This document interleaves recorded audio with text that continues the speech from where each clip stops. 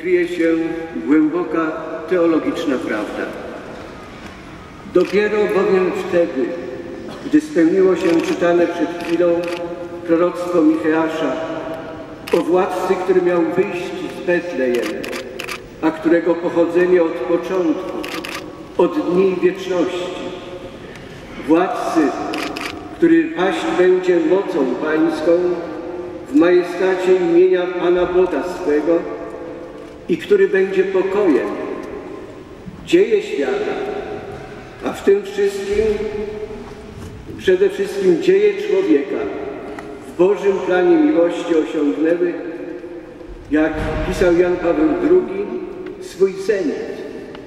Bóg wszedł w te dzieje, stał się jako człowiek ich podmiotem, jednym z miliardów, a równocześnie jedynym.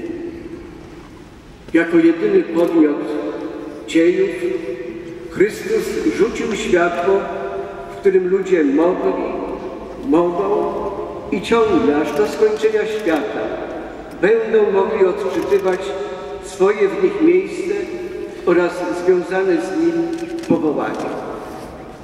To dlatego też z chwilą przyjścia Syna Bożego na świat zarówno Maryja, jak i Józef mogli doświadczyć, co znaczy, że w pierwszym rzędzie właśnie oni, cisi mieszkańcy małego Nazaretu, zostali napełnieni przez Boga i Ojca Pana naszego Jezusa Chrystusa wszelkim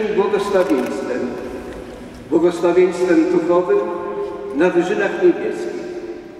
I że właśnie w Chrystusie zostali